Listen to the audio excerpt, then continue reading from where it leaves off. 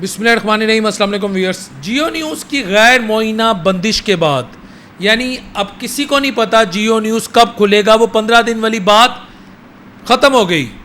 रेहान तारिक को गिरफ़्तार कर लिया गया है। रेहान तारिक कौन है आपके इल्म में होगा। वो एक मशहूर सहाफ़ी हैं, पॉडकास्ट करते हैं। उन्होंने पॉडकास्ट में एक नया ट्रेंड मुतारफ़ करवाया था कि जब वो पॉडकास्ट किया करते थे तो आम पब्लिक भी वहाँ होती थी, और जिसका वो पॉडकास्ट करते थे उनके बारे में उनके कोलीग कहते थे वो पॉडकास्ट नहीं पोस्टमार्टम करते हैं।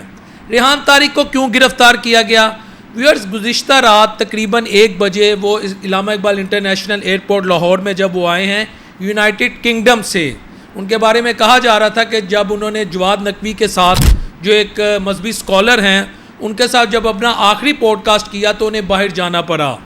ठीक है, उसके बाद जब उनकी वापसी हुई तो कानून नाफिज करने वाले जो अदारे हैं उनके अहलकारों ने उनको वहाँ पे रोका, और फिर NCCIA ने, मैं दोबारा बता रहा हूँ, NCCIA ने उनको गिरफ़्तार कर लिया गया। और रेहान तारिक साहब ये बात बार बार दोहराते रहे, जो अपने कोलीग्स हैं, जो दीगर सहाफ़ी हैं, कि मेरे इल्म में नहीं है मुझे क्यों गिरफ़्तार किया जा रहा है, मुझे बताया जाए मुझे क्यों गिरफ़्तार किया जा रहा है। मैं तो यूनाइटेड किंगडम गया था, उसके बाद मेरी वापसी हुई है, वापसी पे मुझे रोक लिया गया है। रोकने पे जब उन्होंने अपने सहाफ़ियों को फ़ोन किया तो फिर at the end of the day, या मुख्तसर मैं आपके सामने रख रहा हूँ, एयरपोर्ट पे फिर NCCIA की टीम पहुँची है, और अब तक की जो इतलात हैं उसके मुताबिक फ़िलहाल वो ज़ेरे हिरासत हैं।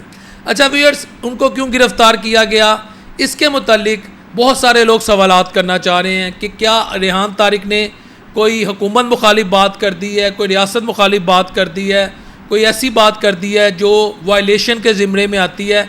ये तो जो कानून नाफिज करने वाले अदारे हैं वो बेहतर बता सकते हैं, क्योंकि अदारे जो हैं वो हमारे लिए काबिल एहतराम है। मगर इस वक्त पाकिस्तान में एक, जो अगर आप देखें, एक प्रैक्टिस जो चल रही है कि किसी ऐरे गहरे नथु खैरे को कोई भी ऐसी बात नहीं करने दी जाएगी जिससे लोगों के जज्बात मजरूह हों, चाहे वो जियो न्यूज़ हो, ये मैं आपको हकीकत बता रहा हूँ, चाहे वो जियो टीवी हो। जियो टीवी किंग मेकर होगा या किंग ब्रेकर होगा, जो उन्हें मान था ना, लेकिन जो कुछ जियो टीवी ने किया उनको अगलों ने बता दिया कानून नाफिज करने वाले इदारों ने कि ये रेड लाइन है, और अब तक उन्होंने साबित किया। एज ए मुस्लिम मैं कभी भी, क्योंकि मैं सहाफ़ी हूँ, बहुत सारे सहाफ़ी डरते हुए बोलते नहीं हैं कि कल को यार हमारी हो सकता है उस चैनल में हमारी एंट्री हो जाए, उस चैनल में हम चले जाएँ, तो मैं क्यों बोलूँ। लेकिन जो गलत है वो गलत है। जो कोई रेड लाइन क्रॉस करेगा तो कानून नाफिज करने वाले इदारे जो भी पॉलिसी अपनाएंगे हम उन्हें सैल्यूट करेंगे, ये मैं आपको बता रहा हूँ। तो उसके बाद अब रेहान तारिक साहब की गिरफ़्तारी हुई है, तो अब ये तो मुझे नहीं मालूम क्यों हुई है, मगर जो मेरे पास इंफॉर्मेशन है, जो लास्ट उन्होंने पॉडकास्ट किया था वो जवाद नकवी साहब के साथ किया था, और जवाद नकवी साहब एक मारूफ मजहबी स्कॉलर हैं। उस पॉडकास्ट के बाद उनके पॉडकास्ट आना बंद हो गए, उन्होंने मज़ीद पॉडकास्ट नहीं किए, वरना वो आए रोज़ पॉडकास्ट कर रहे थे, आए रोज़ पोस्टमार्टम कर रहे थे, आए रोज़ पब्लिक को बुला रहे थे। जैसे ही वो पॉडकास्ट उनका ख़त्म हुआ उसके बाद रेहान तारिक साहब हमें नज़र नहीं आए। ये हो सकता है छुट्टियों पे गए हों, उन्होंने कहा ठीक है अब मैं UK जाता हूँ, वहाँ 8-10 दिन को हेल्दी प्रोडक्टिविटीज़ में एंगेज होता हूँ, टाइम गुजारता हूँ। UK से वापस आने के बाद जो कुछ हुआ मैंने आपको बता दिया कि उनको गिरफ़्तार कर लिया गया, या फ़िलहाल वो ज़ेरे हिरासत हैं।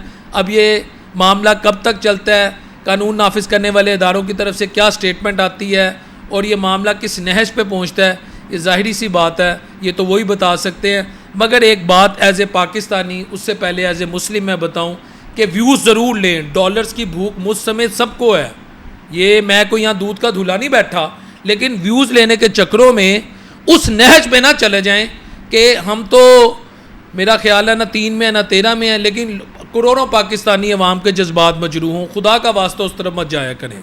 ये मेरी अपने समेत तमाम जो हमारे पॉडकास्टर हैं, जो हमारे सहाफ़ी भाई हैं, मैं उनसे रिक्वेस्ट करूँगा, और चैनल वालों से भी रिक्वेस्ट करूँगा। अस्सलाम वालेकुम रहमतुल्लाहि व बरकातहू।